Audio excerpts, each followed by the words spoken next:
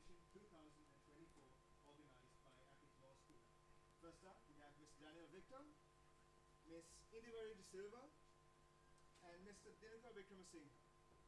Will you please have a big round of applause for our judges? Before we proceed to the finals, allow me to express our heartfelt gratitude to all the participating schools, the judges who have dedicated their expertise and time, and the organizing committee whose meticulous planning has brought us all the way up to this grand finale. Today, our finalists will not only battle for the title, but also for the admiration of their peers and the validation of their hard work and preparation. Each team has earned their place on this stage through fierce competition and unwavering commitment to the principles of debate. As we delve into this final round, let us uphold the values of respect, civility and open-mindedness, and may the best team emerge victorious. And without further ado, let the finals of the Inter-School Debate Competition 2024 begin. Good luck to both teams.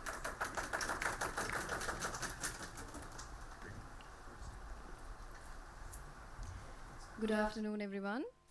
And firstly, congratulations on making it to the final round of the Inter-School Debate Competition organized by APIIT Law School. My name is Prabhani Senanayaka, and I will be your session supervisor for this round, and the timekeeper would be Yenali Mendes. Before we begin, is there anything that the participants would like to clarify?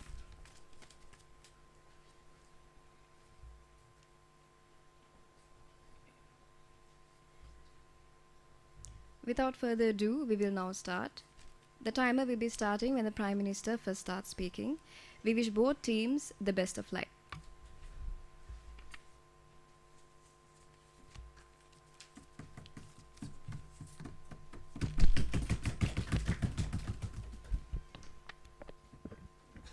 Am I audible? Right.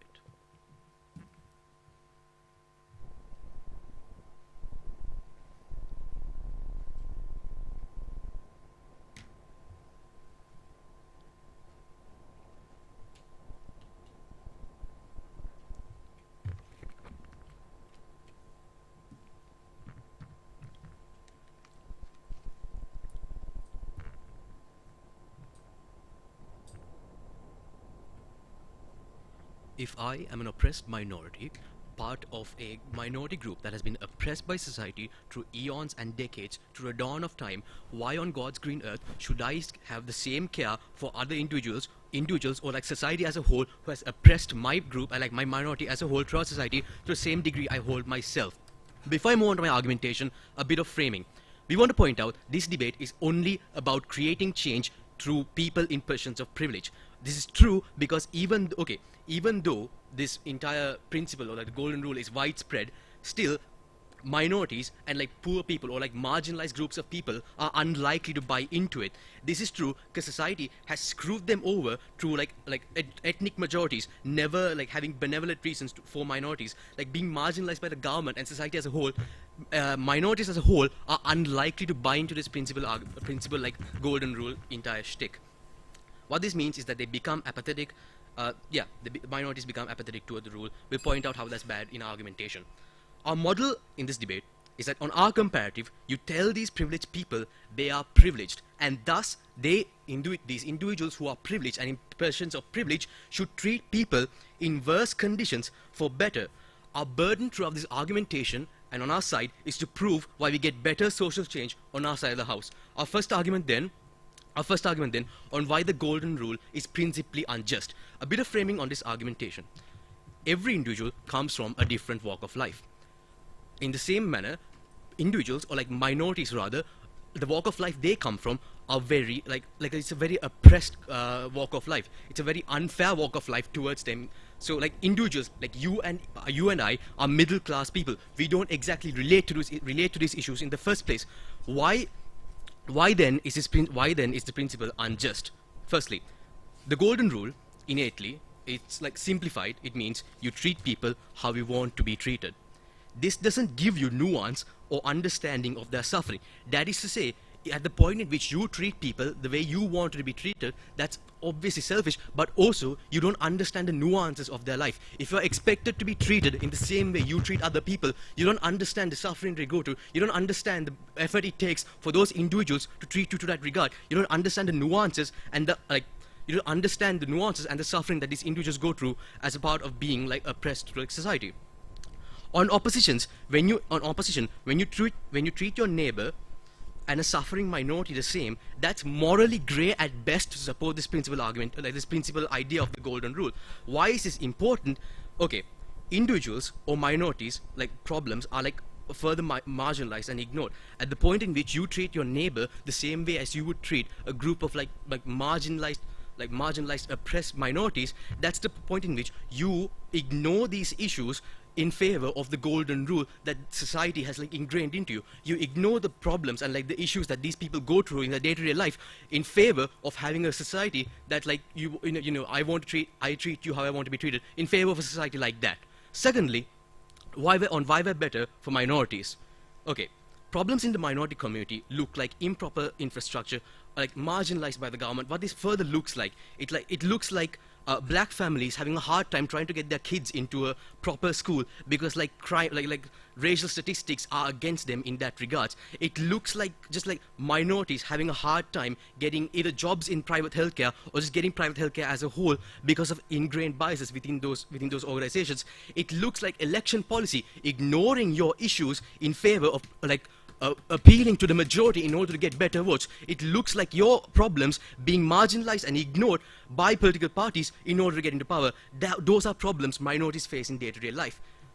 What we want to point out is that all these issues, irregardless, have been present since the dawn of time and the dawn of the principle of this entire golden rule. So, yeah. So what we want to point out is that the principle hasn't brought change to these people or these groups of individuals. Third level then about, okay, there has to be third level then about individuality. There has to be individuality on how people want to be treated. That is to say, other people don't want to be treated in the same way. At the point at which you treat everyone in the same way you want to be treated, that's when you treat everyone the same, and that's bad because people have individuality. You should treat them as they want you to treat them, rather than treating them all the same. Yeah. A second argument then on how the golden rule is impractical. Framing for this argumentation is that humans are innately selfish. That is to say, you care for yourself more than you do like another person. This is how humans have survived thus far. It's how they've come so far. It's innately ingrained in their genetic coding. Humans are innately suffering. That is a fact. What this means is that you have high expectations on how other people treat you. This is important because your actions are influenced by how other people treat you. If you have selfish, like once you have selfish intentions, at the point at which other people don't treat you to the expectation that you hold yourself, and that is to say, when people don't treat you to the high a pedestal you put yourself in, that's the point in which you get mad, you get like apathetic, you don't buy into this principle argument, like this principle about the golden rule at all. So about how your actions are influenced by other people, let's say you're a black person going around the street and some bad calls you the N-word. What this means is that you give up on the golden rule as a whole. You lose your sense of trust. You don't buy into this golden rule as a whole. We pointed out how minorities throughout this argumentation are unlikely to buy into the rule in the first place because of issues within their environment and issues about being marginalized and oppressed. In this argumentation, we are proving to you that individuals, irregardless of minority or oppressed, are going to not buy into this principle a whole lot more at the point in which they get treated badly, because it ruins their entire perception of this entire principle of the golden rule. And thus I urge you to side with side proposition. Thank you, Speaker. Opposition Leader, you may state your case.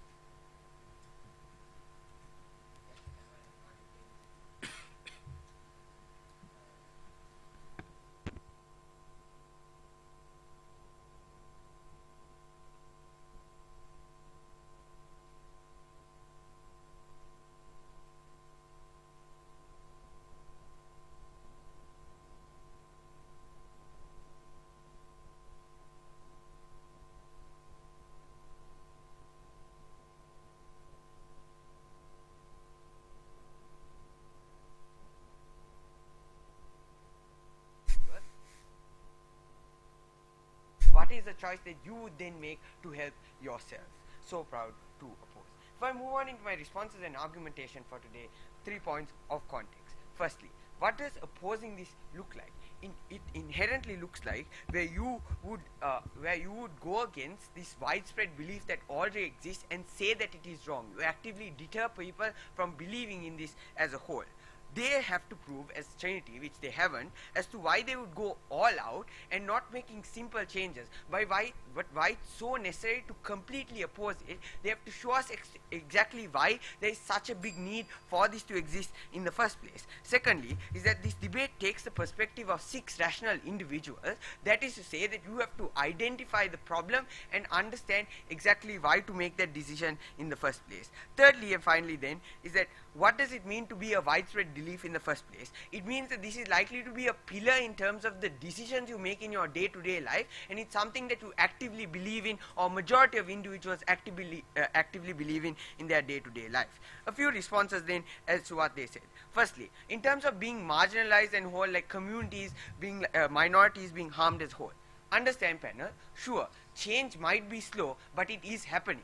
Sure, 100 years ago, African Americans weren't allowed to go out of their homes without addressing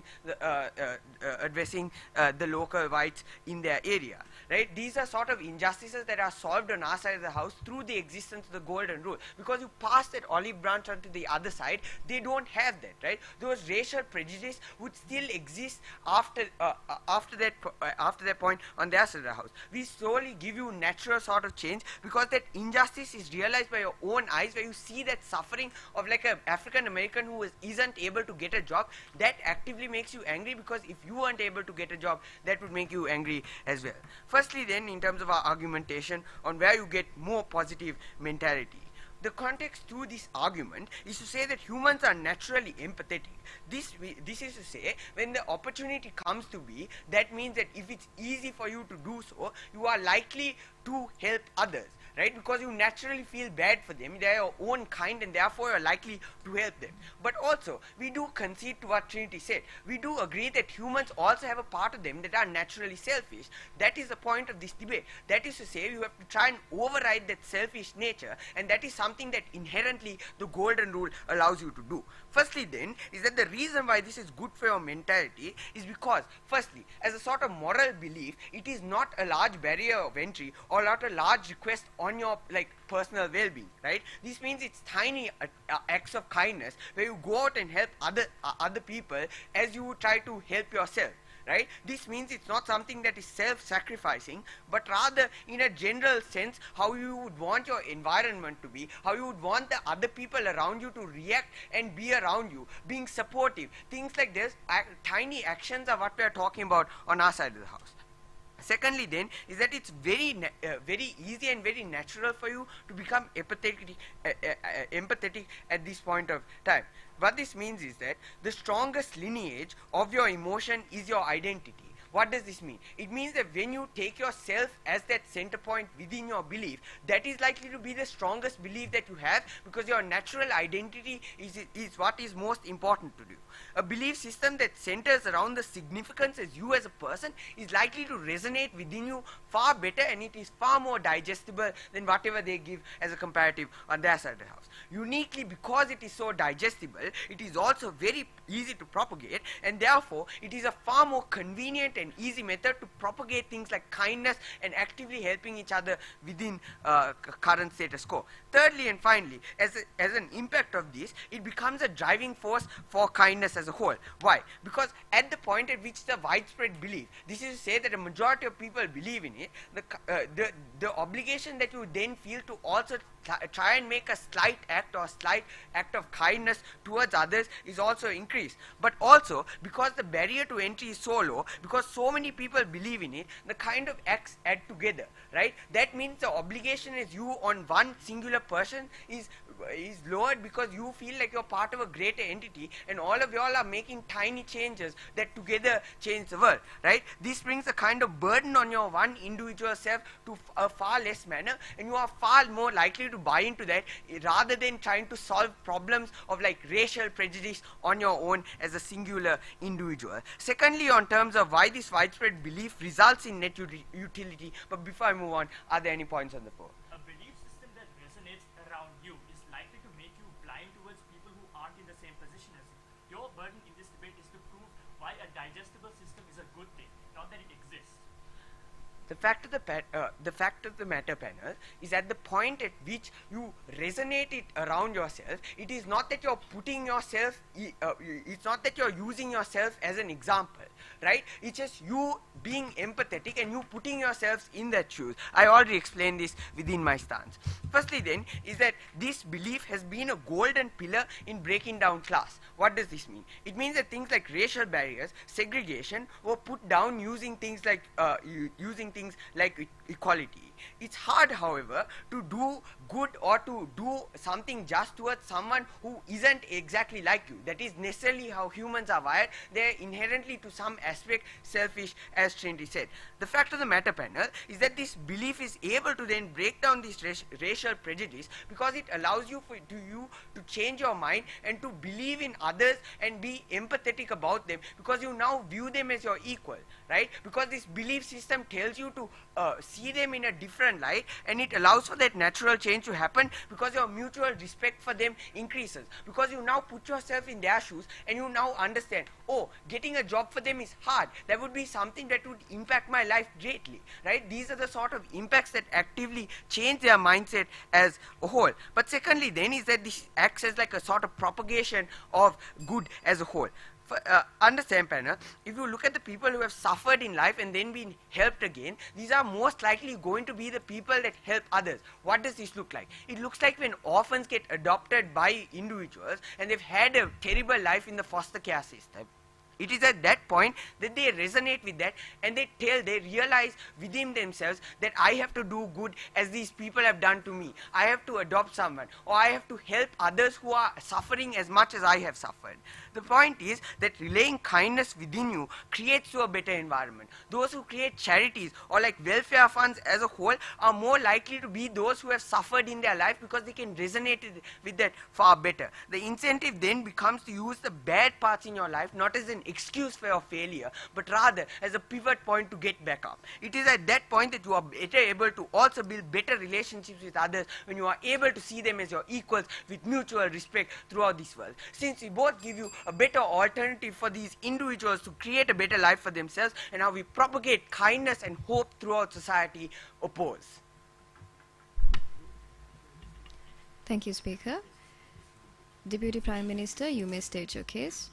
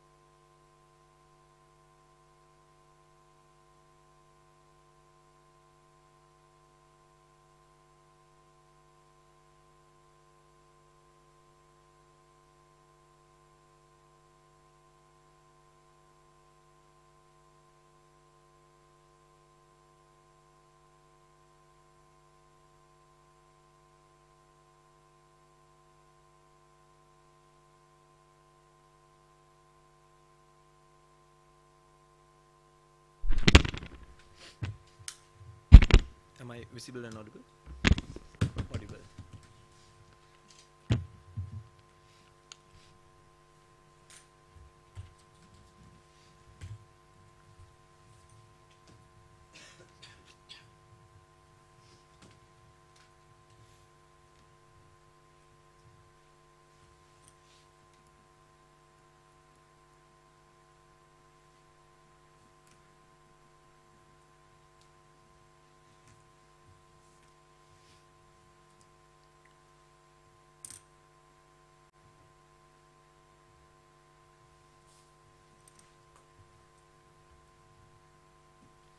starting my speech in 3, 2, and 1. Panel, I want you to note a couple of things about Royal's case, because they give you a bunch of fancy examples as to why individuals are likely to care more. But I want you to note, panel, that most of their analysis is simply not exclusive to their side of the house. If I'm able to prove to you that on our side, we can get individuals to be as sympathetic, as empathetic, and as understanding about the issues that minorities face, and maybe even better solve those issues, then we simply win this debate. Because now I'll be doing a couple of things in my speech. Firstly, I'll be telling you why we get better change about minorities, but secondly, I want you to run. I'll be running over the principle about like why it's better on our side of the house. But before that, their major claim here was in saying that, look what, you're naturally going to care about yourself more. Therefore, you're going to digest these issues at the point at which you're going to look at this from like an individual, like the perspective of yourself itself, right? But I want you to know, panel, that this simply isn't true, because understand, panel, that there are a bunch of mechanisms that are going to prevent you from viewing these minorities as you inherently want them to. There are probably things like structural barriers that prohibit you to put yourself in their shoes to begin with. So the types of views that you're going to get on their side of the house is not going to be as good as they claim. You're going to have things like biases. You're unlikely to like certain minorities to begin with. You're likely to have things like biases on your side. You're going to have certain perspectives over certain issues. For example, things like LGBTQ rights. So if I'm able to prove to you that the types of interest that they're going to have is going to be extremely biased, then we tell you that those impacts simply don't matter in this debate. But secondly, we don't necessarily think this is true at the point at which your viewpoints itself are going to be extremely diluted. When your viewpoints are bad, as Sanchita told you in his POI, we think that those are going to create far worse outcomes on their side of the house, on their side of the house, right? Then they tell us, okay, secondly, I want you to note, panel, that on their side of the house, they probably don't have things like the capacity to look into issues look into certain issues, right? For example, you might not be having certain knowledge and the ability to go in depth and dwell into the issues that they talk about on their comparative. And you probably don't understand these issues to begin with. For example, if you consider yourself a black person, right? Consider yourself a white person. You probably see black people getting low rights. But like, why should you support things like state policies that have things like affirmative action? Because at the end of the day, you aren't getting affirmative action. So why should you care about minorities getting affirmative action to begin with on their comparative? But understand, panel, what we told you on our side of the house, and clearly in Nethula's speech, was the fact that you're going to go beyond, you're going to understand that you're in a position of power, that you're extremely privileged to begin with. So you're going to go that extra mile and put in that extra effort in order to solve those issues of minorities. You create an additional obligation on part of these individuals to instill things like change. That additional, their burden in this debate is to prove why that's extremely unrealistic on our side of the house. Most of Nethula's analysis about this simply went unresponded to. We think then that individuals on our side are still going to care about these issues, because one, as we told you, that you're going to recognize that you're in a position of power. You're like in a far greater position of power than on their side of the house, and you're able to understand that you have the ability to act in this instance.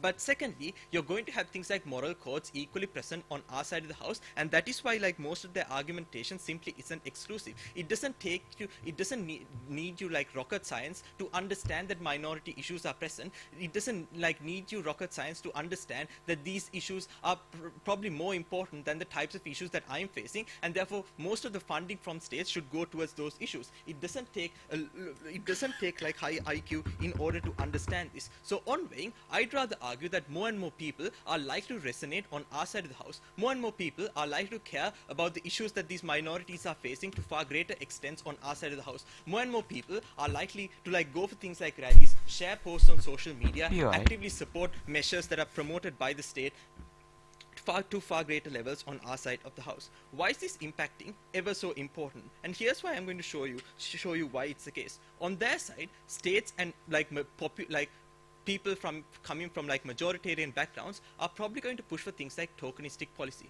Why is this important? On their side, you realize, oh, this is what I'm getting. So that's the same that's the same or like literal conditions that minority communities should be getting to begin with.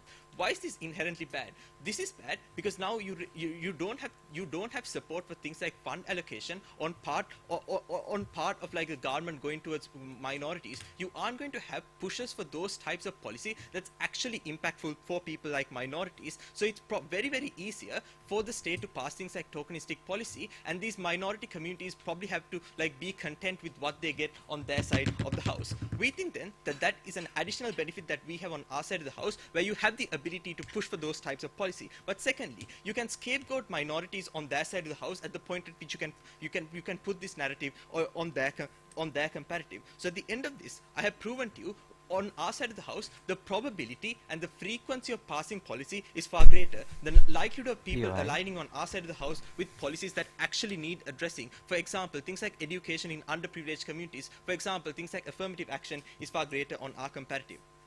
Secondly then, is with regards to the principle. Now this is very important because they never really responded to the principles that we ran to you in Nethula's speech. At the point at which you as a minority have been harmed for centuries, that is when you're given the ability to violate certain people's rights, because for example, you don't need to treat people nicely at the point at which they haven't done anything for you in the past. That is why we give minorities the exclusive ability to fight against the types of oppressions that they have failed. You give them the ability to go against the state, even though the state probably doesn't wants to be cared better by the people. But secondly, I want you to understand that individuals are ought to be treated individualistically. Why is this true? Because people have differences in types of needs that they have as people, therefore they ought to be treated differently. What I want is not what Royal wants, right? So if I'm to care about Royal, I need to understand what are the specific types of issues that they are facing. They never told you why those are likely to be addressed on their side of the house, and this is something that we need responses from on their side of the house. But lastly, and more importantly, these issues that we're talking about haven't started like a week or two ago, right? Most of the issues of minorities are facing were present since the dawn of time, as Nethula pointed out in his speech. The meaning then that you have an obligation to solve these issues to the best capacity. These are very vulnerable people to begin with, panel, and at the point at which most of the resorts that these people have gone to with the existence of the narrative have been very counterproductive so far. That is when you have an that is when you have the right to use this as a last resort to, regardless of whether certain people are treating you nicely, you have the ability to fight for what's most important for you as a community. That is why we think that we get minority rights far better on our comparative. So at the end of this debate panel, we have proven to you why states are more likely to be tokenistic on their comparative when minorities aren't getting the change that they want, whereas on our side, you're more likely to push for those types of change. And we also proved you why on a principle level, these people are ought to be treated in a far better way than what it is in the status quo. We simply win this debate. Thank you, Speaker. Deputy Opposition Leader, you may state your case.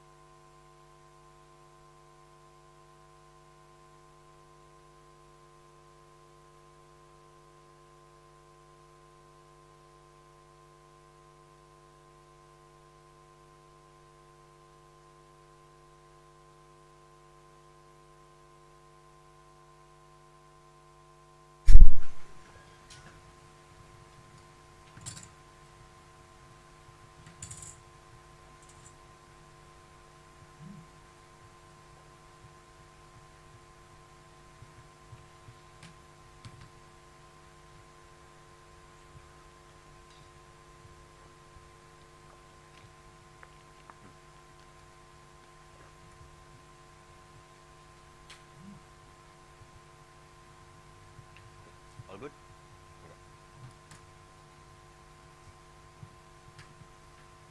I'll be starting my speech in 3 separate questions in this debate. Firstly, in terms of their principles, secondly, in terms of where you can actually get people to care about minorities, and thirdly and finally, in terms of where you can get actual change for these minorities. I'll deal with their principle first because this is an interesting principle. The main line of argumentation you get from them here is to simply say that you have the privilege to retaliate. But I want to point out that the golden rule does not contradict this, because what we told you is that you have to relay your experiences in precedent to how other people should treat you. You basically say that I want to be treated nicely, therefore I should treat other people nicely as well.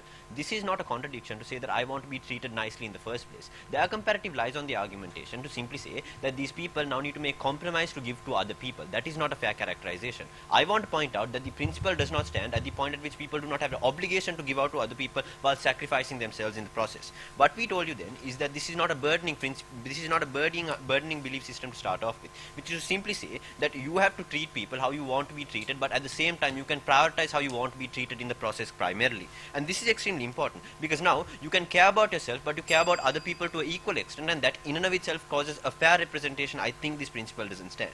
But then two clashes, the significant two. Firstly, in terms of where you get more care for minorities. Here I want to point out this mainline, firstly in terms of where you can get more change for minorities. Here I want to point out something crucial. On their comparative, the main line of argumentation we get from them is to say that the majorities don't care about minorities when this belief system exists. I don't think this makes sense, because their alternative then is to say that you identify that you're privileged and then you do action based off of the fact that you're privileged. But think about it. Privileged people don't give a shit about anyone. There are so many rich people that don't care about poor people and seclude wealth to themselves. There are so many privileged people, there are so many white people that still oppress black people because they don't, even if they identify that they're privileged, they still don't care about these communities. The important aspect is that people don't relay these individuals as human. They do not relay them as parallels to them or individuals that come from the same environment as them. They do not understand that they have the same emotions or same support structures that they want in and of itself. The important characterization I want to point out is that their comparative is dependent on experience. You need to experience the pain to then make change in the process, and that is extremely harmful. Our comparative tells you that you do not need to experience the suffering to do change and do good,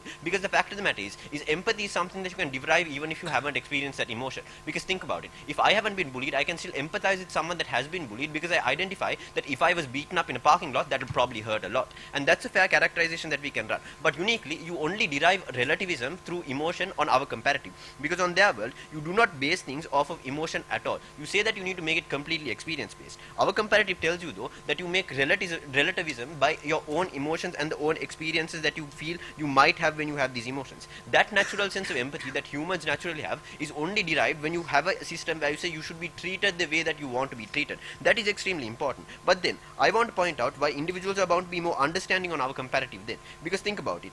Now on their comparative, if you have no data on these certain issues, then you're probably not going to pursue these issues and not going to think about it. But the fact of the matter is that on our comparative, individuals are probably going to be more interested in pursuing other people's issues and other people's problems, because you want to identify why they're suffering or why they're feeling bad about these specific things. You want to identify why these people need to like sort of act in this specific way to get the things that they want, and that's extremely important. But now the incentive for you to care after you find out this data, even to a minor extent, is significantly higher, because people are impacted more on a personal level. Think about it. If I as an individual see someone getting even slapped, I'd probably feel significantly bad for them because I don't want to get hurt in any single way or shape or form. Humans have a large amount of deviation towards their own personal experiences. You care about yourself so much that when you relay things based off of yourself, you care about other people also significantly more than in any comparative you would have otherwise. That is extremely important. But then I want to talk about how on our comparative we create significantly more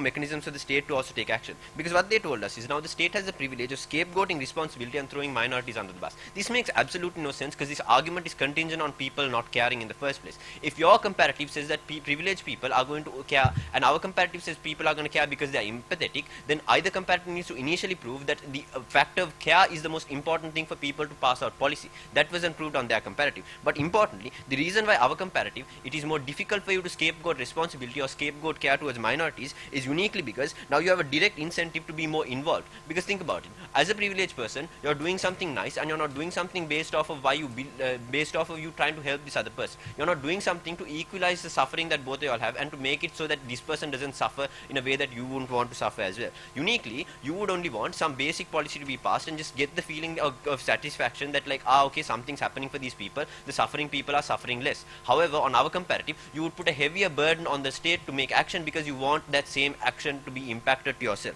That is extremely important. But finally, I want to point out that on their comparative, they never uniquely prove to us how individuals are going to then be hurt by caring about other people in the first place. And this is extremely important, because now, if you think about it, and this is moving on to my second question in terms of where care is important, but the main line of argumentation we get from here is that apathy is bound to be derived for the golden rule. And that doesn't make awful lot of sense, because think about it, this is not a thing that you base off of other people's expectations. This is a belief system, and that's extremely important to identify. In belief system, this is something that you set to yourself, and this is something that you as an individual care about from an individual perspective. What this means is, for example, I won't have expectations on other people to believe the same thing to the same extent that I do. However, I would have that belief stronger to my heart, and I would believe it as I feel, as significant as I feel it to be.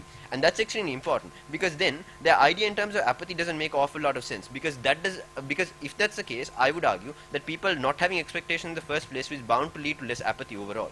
But more importantly, I want to point out that even if there is some amount of apathy to the golden rule, where people are like, okay, some people aren't following the golden rule, this is such a strong belief to me, even then what I say is our case is significantly better, because the fact of the matter is that some people choosing to believe this widespread belief is bound to result in more net utility, and that is extremely important, because their side needs to show us how either there is a large amount of detrimental harm from this belief system, or B, how this belief system is just fundamentally wrong. Neither were proven. But more importantly, I want to point out that on their comparative, they tell us that individuals will not nuance the ideologies that they are pushed towards, and they won't care about it in the more complex ways. This in and of itself doesn't make awful lot of sense, because what we told you is now injustice in and of itself becomes something that you self-adjust to your personal being, and uniquely, when you self-adjust something to yourself, the amount of care that you have towards that specific thing is also significantly higher. What this translates to is more complex belief systems or more complex understanding of these issues, and the amount of nuance that you get is significantly higher. This translates to something important, because they tell us that we are going to neglect problems. I would argue that is higher on their comparative. Neglect is deteriorated on our comparative when individuals have a heavier incentive take on initiative. But then I want to deal with this idea about how you should treat everyone, how you want to be treated, or how they want to be treated, not how you want to be treated. This is something that is very difficult, because there are alternatives like this does not make practical sense. Because think about it, you cannot relay other people's experiences because you don't know the experiences that they've been through, you don't know how they specifically want to be treated. However, as a general belief, you can clearly identify that people can understand how they want to be treated, therefore impacting that to other people is significantly easier. What that means is now you don't need to consider all these alternatives when you're treating people in public or when you're having communication with people. That is extremely important, and I want to point out that this is only exclusively possible on our comparative. Your comparative puts an extremely heavy burden in terms of treating people good. You make the burden of people caring significantly higher by saying that you need to have all these other elements catered to, and that doesn't make an awful lot of sense. But then I want to point out that on our comparative, individuals have a fundamental need or fundamental incentive to make sure that they actually try to understand these things better. Because on their comparative, you cut off people because of structural barriers, you cut off people because of experience. Our comparative reduces that and deteriorates the impact of that significantly. So proud to oppose.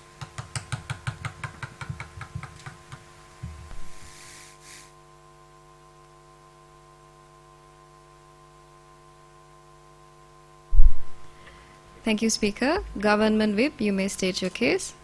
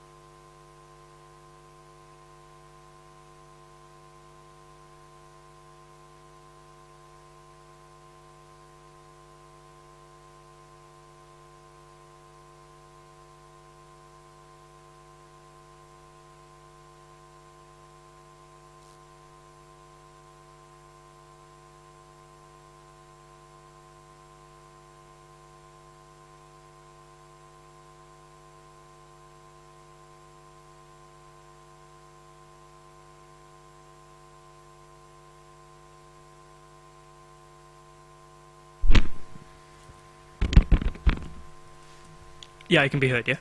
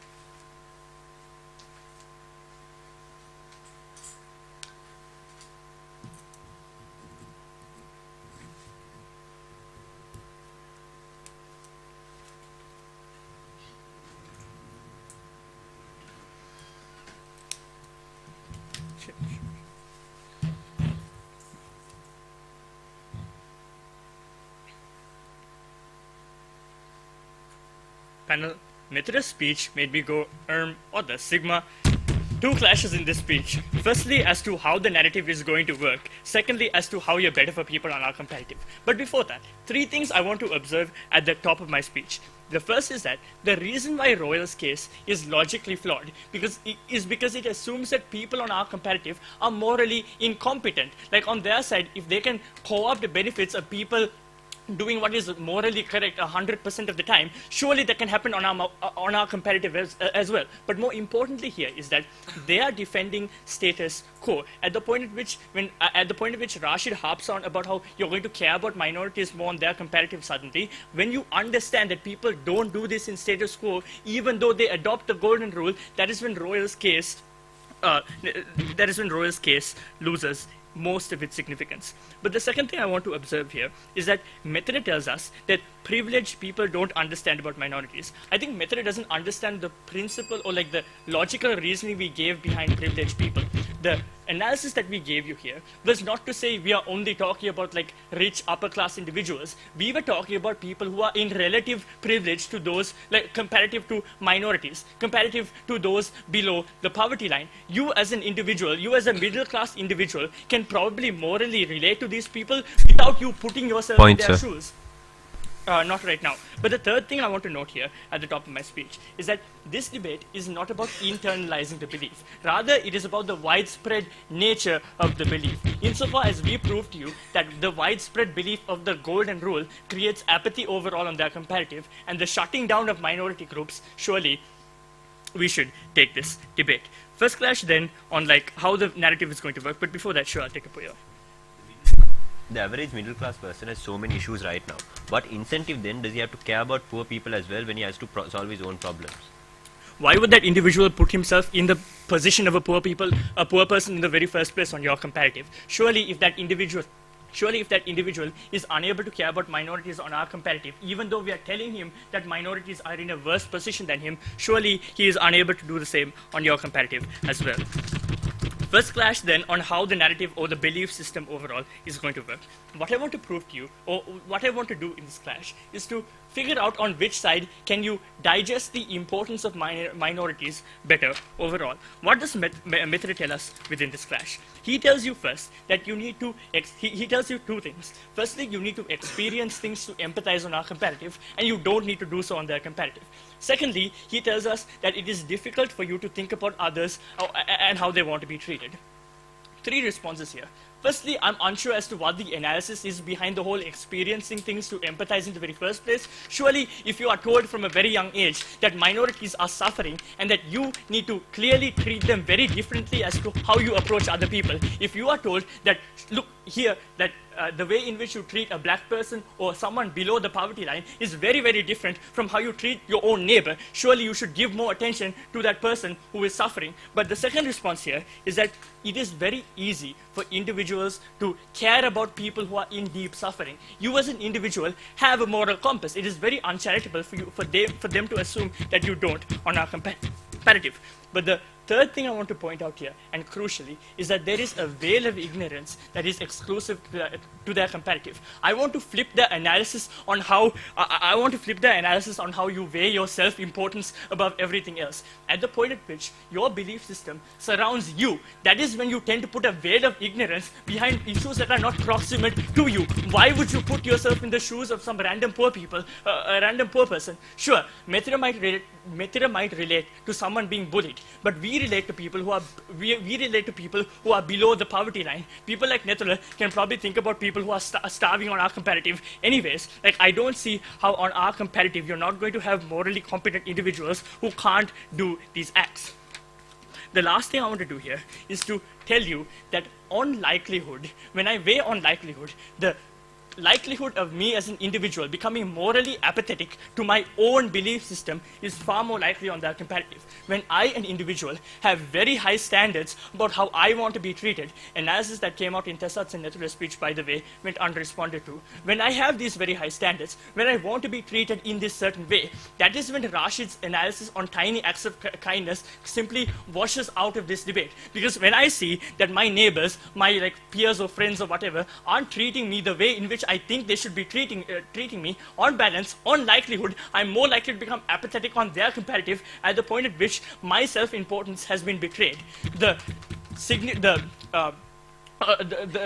mutually exclusive factor on our comparative is to tell you, look here, your own self-importance, sure, that's something else. But what's important for your belief system is to identify that you are in a position of privilege. You are in a position to help other people. At the point at which you accept that on our comparative and you let go of things like self-importance, on balance, we're probably better for minorities overall. I will prove this to you in my second clash.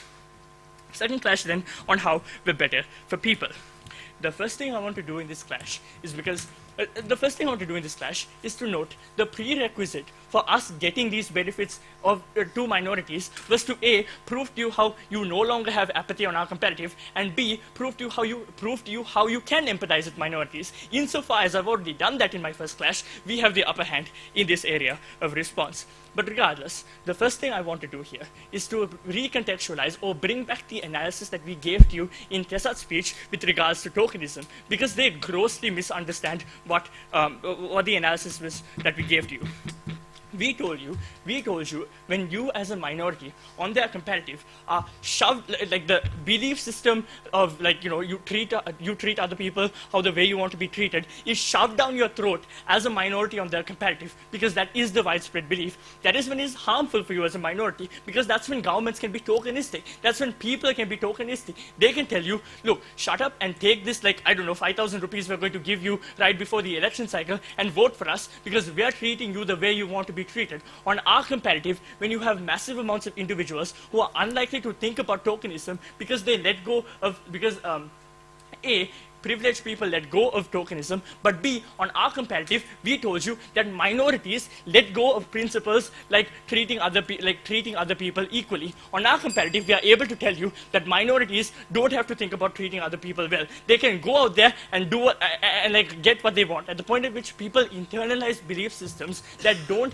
centralize around the point of of everyone holding hands and singing Kumbaya and you being extremely benevolent, that's when you allow minorities to rise up and fight for what they want. But that's also when you understand and realize that people in positions of privilege will now be, people in positions of relative privilege are now more likely to be benevolent to those facts.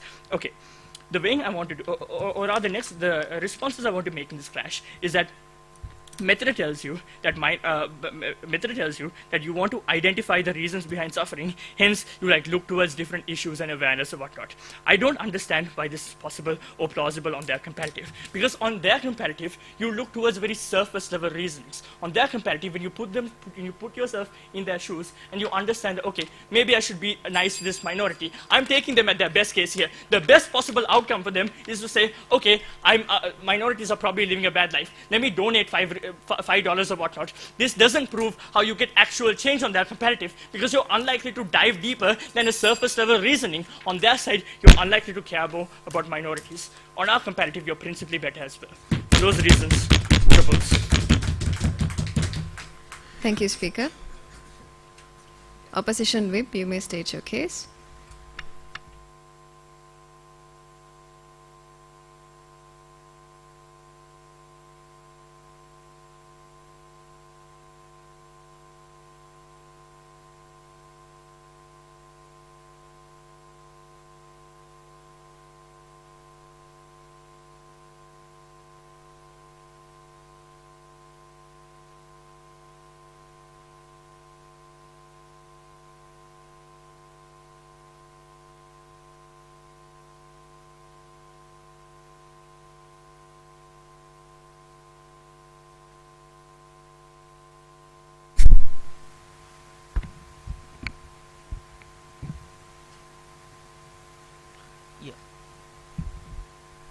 Okay, I'll be starting my speech on 3, 2, 1.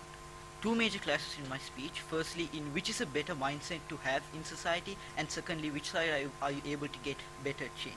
Firstly, in this idea of a mindset, I want to deal with the biggest push from the proposition case to say that empathy and human identification to people who are suffering is symmetric on both comparatives. I want to point out, if it is symmetric on both comparatives, the only reason where you are able to directly get change is at the tipping point where you have a mechanism to push you to care about it in the first place. In our comparative, when the idea of a golden value, the golden rule, is that you relay it back to yourself, where you want to be treated the exact same way that you want to be treated in the first place. In their comparative, at the point at which that mechanism does not exist, they don't have a direct incentive to care about it. Even if empathy exists, you need a mechanism to unlock that or push that empathy to put it into direct action. That does not happen in their comparative. Secondly, I want to deal with the idea in terms of the veil of ignorance. Once again, if you are so poor that you can't care about other people in our comparative, it would exist in their side as well. Their characterization to say that everyone in their comparative will care about the underprivileged people does not work, because the only way that could exist in their side is that if you are uniquely privileged to the extent where you are rich. They cannot run the characterization to say that even the middle class individuals would care about the people below the poverty line. Why is this important? Because in our comparative panel, regardless of what class you are, because of the fact that the mechanism and the narrative exists, the ability for you to identify that it is painful in all regards exists in our comparative. It doesn't matter what class you are, the idea to say that, oh look, if a person gets hurt, it's hurtful to everyone existing at that point of time. It happens, and it's only exclusive in our comparative. Two things then. Firstly, on this idea on individuality, I want to point out that this concept already exists in our comparative. There are exclusive charities and exclusive forms of privileges that are given to minorities specifically. This looks like quotas which exist in society. This looks like already only black exclusive charity foundations which only caters to those specific minorities. Exclusive privilege exists in our comparative, and in addition to the response that Mithra already made, I want to point out, on an even if level, even if individuality is not existing in our comparative, and that is buying into the analysis, I would argue that the bare minimum bar being in our comparative, that you treat people equally to your degree. Even if you are at a higher class, you treat them in the way that you want to be treated, regardless of the financial position of another individual, because of the fact that the basic bar exists in our comparative, and that is only pushed to the most privileged individuals in their comparative. The average Joe would not need to care about a poor person suffering in their comparative, because that bar isn't pushed to them in their side. I want to point out that in their comparative, in their comparative, to deal with the idea on how humans are selfish and how they are more likely to be apathetic if they don't necessarily get what they want to get in the first place. I want to point out, in our comparative panel, in their side panel, when the bar does not exist, these people don't know that they are being treated wrongly in the first place. This is to say, a black person would just think that it is fair, it is normal and fair for you to be discriminated, because you don't push the bar on people to say that, oh look, discrimination is bad, you have to treat everyone equally on an equal pedestal. That does not exist in their comparative. In our side, even if racism exists to a certain degree panel, when the bar exists, you push people to go out there and advocate against racism, because you see that people are necessarily being treated equally, and that ideology exists far superior in our comparative. I want to weigh this exclusively, panel, because in their best case scenario, where the most privileged people still find the most privileged people care about this issue, I want to point out that these forms of structural issues you are only able to change these forms of structural issues only if everyone in society cares about it to an equal degree. In our comparative, when the bar is pushed to absolutely everyone would have somewhat of a care to go out there and make these forms of decisions and make these changes in their lives. In our comparative, even in an absolute worst case scenario, simply because of the fact that the majority of individuals care about it, you are able to push for a bigger change. Before I move on, sure.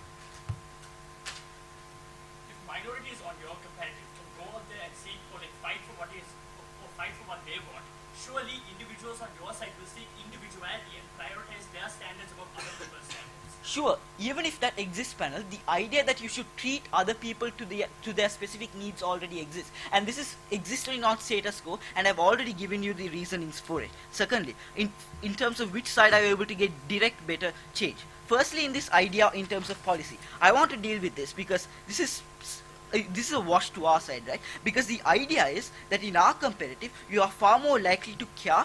We are far more likely to care about something when everyone in society cares about it to a larger degree, and the only way to influence everyone is through an existence of a norm. In their comparative panel, you don't push the majority to care about it, but rather the most exclusive individuals who have the financial capacity to care about it. The tipping point here is, even in our comparative, where you have your own priorities and you individually feel that you have to prioritize what you want. In our comparative, there is a norm which says that, oh look, you can still care about yourself, but you should care about other people as well. In their side, when a burden exists, you don't necessarily push them to go out there and care about other people, because that burden is not put on these individuals in their comparative. Why is this important? Because in terms of policy, the government needs more people, or the majority of voter bases, to care about a certain issue equally as they do. If for that to exist, panel, you need the burden of the minorities to be felt by everyone, regardless of whom they are, and that is far more likely to be attained in our comparative. Secondly, panel, in terms of what Tesat said on how all of these forms of mechanisms exist symmetrically, regardless of where they are. I want to point out something extremely crucial, and this is weighing in terms of exclusivity, right, panel? In their comparative, you need to identify that the majority of individuals need to be on the same page to go out there and get better change. Why is this important? Because in terms of incentive, the government won't necessarily care about it if only an elected few individuals go out there and have the capacity to feel for minority rights. In their side, I want to point out, even in their side panel, when the narrative does not exist, even if a minority person does go through and does succeed in life, they won't have a direct incentive to go out there and give back to their own community, because the idea of giving back to your own community is far more it's like highly increased in our comparative, because the golden rule exclusively says the only reason that you're here in this position is because someone else helped you to go out there and achieve this. If that narrative does not exist, the necessity for you to go out there and care about other people achieving the exact same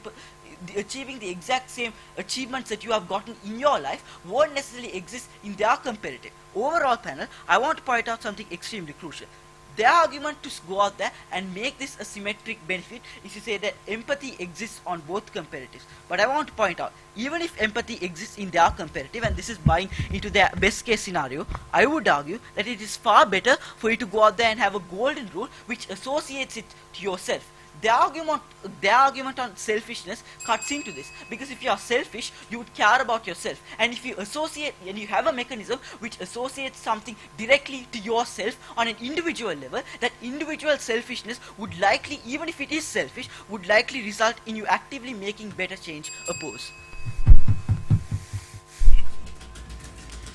Thank you, Speaker. I now invite the opposition to deliver their reply speech, followed by the reply speech of the government.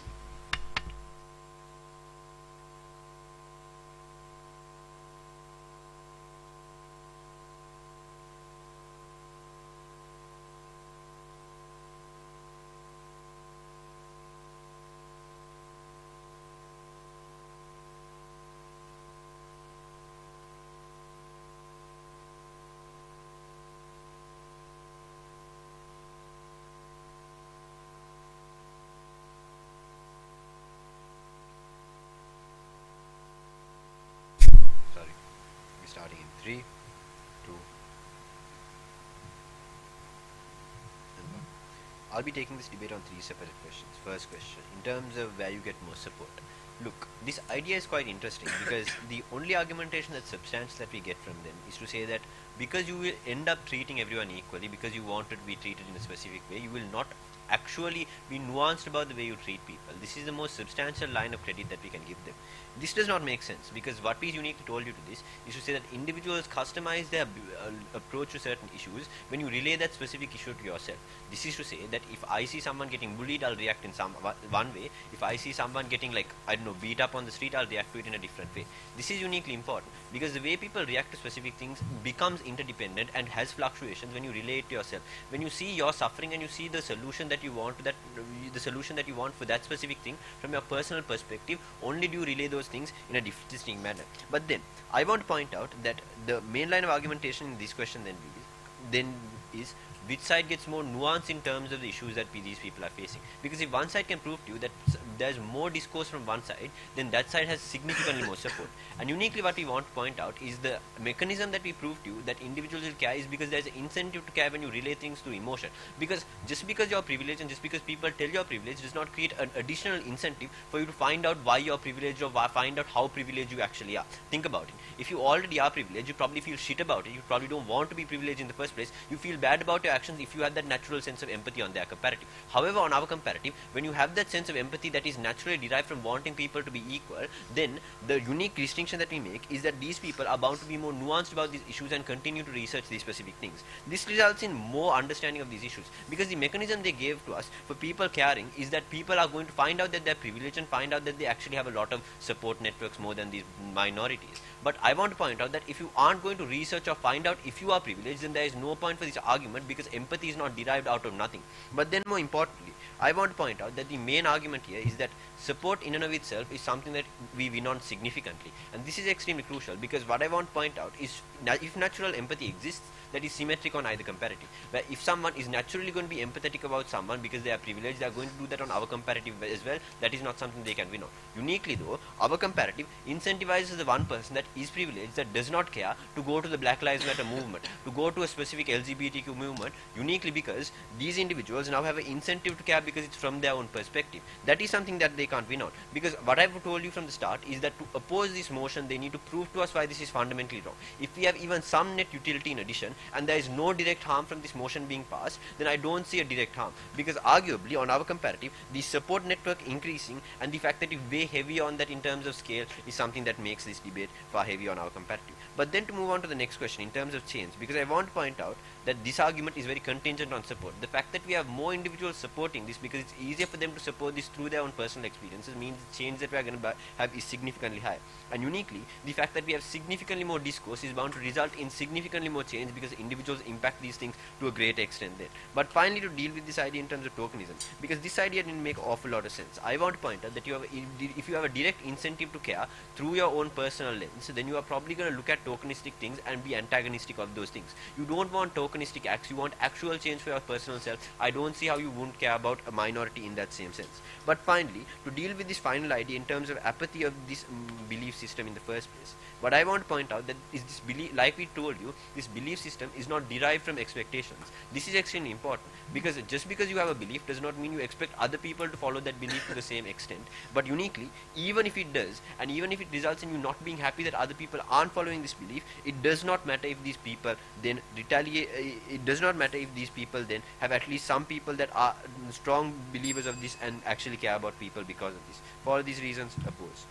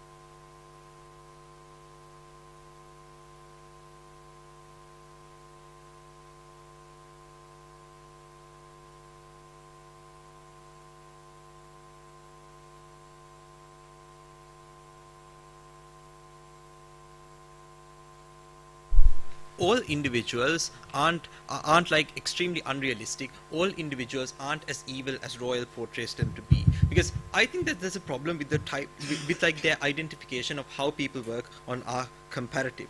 Two main questions in my speech. Firstly, on which side do individuals get a better understanding? But secondly, is with regards to on which side can you maximize social outcomes for minority members, etc. Now, with regards to more understanding, their analysis here was in saying that, look what, you don't have an incentive to look into these issues because you aren't able to relate it to yourself. But this is simply absurd, panel. We gave you plenty and enough analysis as to why you're still likely to be surrounded by things like moral codes, why you're still likely to realize that you're in a deep position of power, and why you're likely to take interest. At the point at which you are an individual that has like some form of emotions, you're going to like dwell deep into these issues of these people. You're going to care about those issues to begin with. But then we also told you why it's probably worse off on their comparative. When you put this to your perspective, you're only going to see in like a limited scale, right? You're unlikely to see about the certain types of harms that we specified to you on their side of the house. And we told you why. You're able to get better perspectives in both Netula, mine, and Sanchita's speeches. They never really responded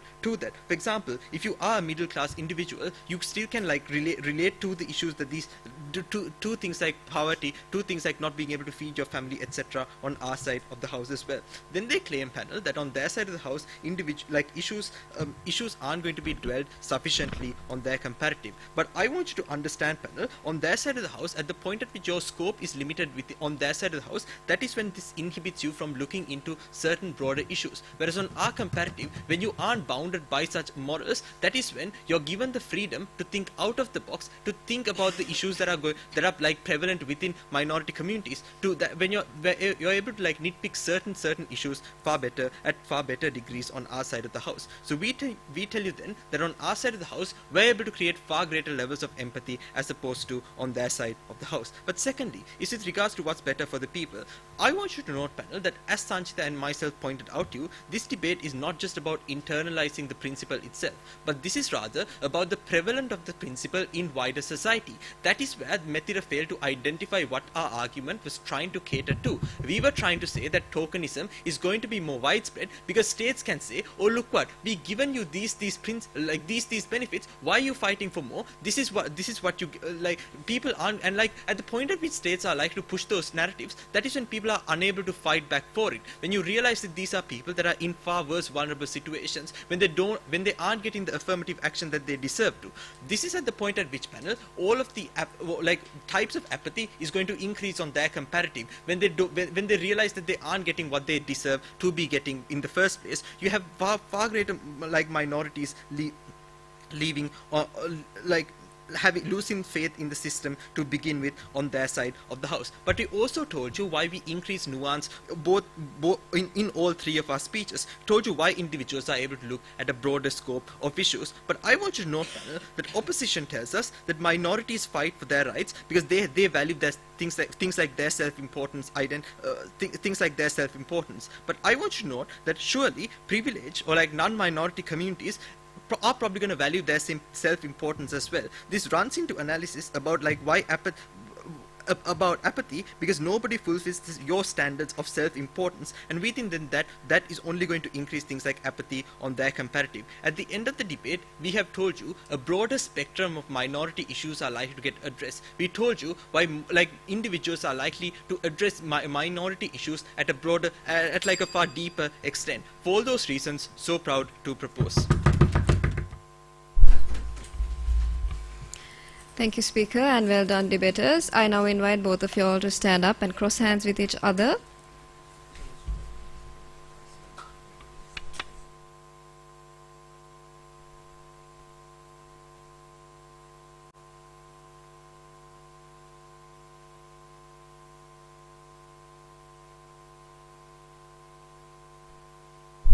The team guides will take you all to the relevant halls, and the results will be released shortly. Thank you.